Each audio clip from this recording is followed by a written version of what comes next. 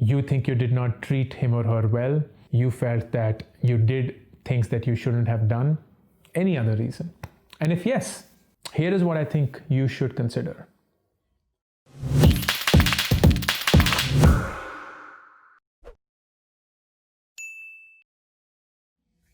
क्या आप एक ऐसी रिलेशनशिप से गुजरे हैं जहां वो फेल हो चुकी है अनफॉर्चुनेटली, और आप अब बहुत गिल्टी फील कर रहे हैं इसकी वजह से, because you think you did not treat him or her well, because you felt that you made a lot of mistakes, you felt that you did things that you shouldn't have done, any other reason?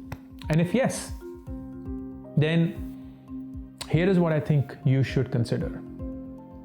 Relationships बहुत ही tricky चीज़ें हैं, and I'm sure you all agree, क्योंकि दो लोग जो एक दूसरे को नहीं जानते हैं पास आते हैं, मिलते हैं, वक्त बिताते हैं, एक दूसरे को समझने की कोशिश करते हैं, एंड नेचुरली एविडेंटली उसमें डिफरेंसेस आएंगे, कॉन्फ्लिक्ट्स आएंगे, मिसअंडरस्टैंडिंग आएगी। बहुत बार ऐसा होगा कि एक इंसान दूसरे इंसान को फॉर ग्रांटेड लेता है, बहुत बार ऐसा होगा कि एक इंसान दूसरे इंसान के बारे में पोजेसिव हो जाता है, जेलस होता है, whatever the reason may be. लेकिन जब रिलेशनशिप फेल हो जाती है तब हमें धीरे धीरे एहसास होना शुरू होता है कि हमने कहाँ कहाँ गलतियाँ करी,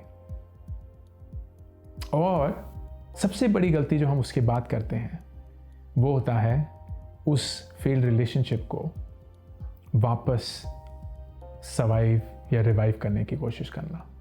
सर्वाइव नहीं, सिर्फ रिवाइव करने की कोशिश करना। एंड मेरे हिसाब से ये गलती है। मेरे हिसाब से ये गलती है क्योंकि जब कभी भी एक रिलेशनशिप फेल हो जाता है और आप उसको इंस्टेंटली रिवाइव करने की कोशिश करते हैं, तो वो इसलिए नहीं कर रहे होते क्योंकि आपको क्लियरली पता है कि आपने गलतियां कहाँ कहाँ करी है। वो आप सिर्फ इसीलिए कर रहे होते हैं क्योंकि आपको एक इमीडिएट सेंस ऑफ लॉस महसूस होता है। You just instantly feel like there something missing in your life, और वो सेंस ऑफ लॉस जो है वो आपको टेक ओवर कर लेता है, और वो आपसे ऐसी ऐसी चीज़ें करवाता है जो शायद आप नॉर्मल ज़िंदगी में नहीं करेंगे। वो आपसे बहुत बार सॉरी बुलवाता है, वो आपसे बहुत बार ये बुलवाता है कि नहीं मैं सब कुछ चीज़ें फिक्स कर दूंगा, मैं कभी ये आगे नहीं करूँगी, मैं बदल चुका हूँ, मैं बदल चुकी हूँ, मैं अब वो सब करूँगी जो तुम बोलते हो, मैं वो सब करूँगा जो तुमने हमेशा से कहा है। All of those things which we may not even mean, we may not even realise we are lying. क्योंकि होगा क्या कि जब वो रिलेशनशिप वापस आएगा रिवाइव होकर, अगर वो रिवाइव हो भी जाता है, हमारे दिमाग में हमें लगेगा कि हमने रिवाइव कर लिया, ये कुछ ही दिनों में, हफ्तों में, महीनों में हम भूल जाएंगे हमने क्या क्या वादे किए थे इस रिलेशनशिप को रिवाइव करने के लिए, और हम वापस वही इंसान बन जाएंगे जो हम नेचुरली हैं। हमारी फितरत तो नहीं बदली ना, हम तो वही हैं, हम तो वही इंसान हैं। हम बस एक नकाब पहन के कुछ और बनने की कोशिश कर रहे थे इस रिलेशनशिप को रिवाइव करने के लिए, इस रिलेशनशिप को सेव करने के लिए। But that is not who we truly are, that is not who we genuinely naturally behave like. तो जैसे ही वो आंधी तूफान थोड़ा सा थम जाएगा, हम वापस वही बन जाएंगे जो हम हैं। So it is very important that when a relationship fails, when the two individuals have decided कि ये काम नहीं कर रहा और हमें एक ब्रेक लेना चाहिए, हमें एक दूसरे को स्पेस देनी चाहिए, हमें ये रियलाइज करना चाहिए कि this is bringing the worst out of us. This relationship is meant to make us happy, right? एक रिलेशनशिप का मकसद क्या होता है कि दो इंसान एक दूसरे के साथ खुश रहेंगे, एक दूसरे को समझ सकेंगे, एक दूसरे की इज्जत करेंगे, एक दूसरे के साथ खुश रहेंगे।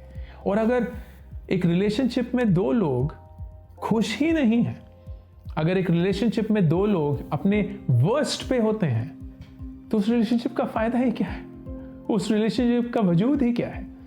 तो अगर उस मकाम पे वो रिलेशनशिप पहुंच जाता है, then it is very important कि आप रिफ्लेक्ट करें कि ये कैसे हुआ। And if you feel that you're guilty, if you feel that you have made mistakes, if you feel that you did things that you shouldn't have done, then you say sorry. You apologize. आप माफ़ी मांगेंगे।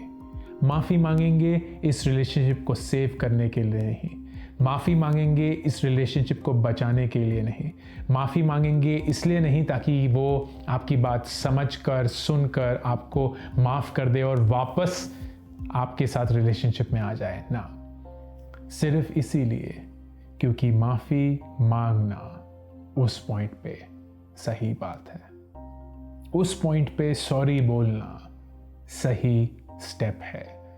आप sorry इसलिए बोलेंगे क्योंकि आप genuinely sorry हैं। आप सॉरी इसलिए नहीं बोलेंगे क्योंकि आप चाहते हैं कि वो आपकी बात मानकर वापस इस रिलेशनशिप में आ जाए।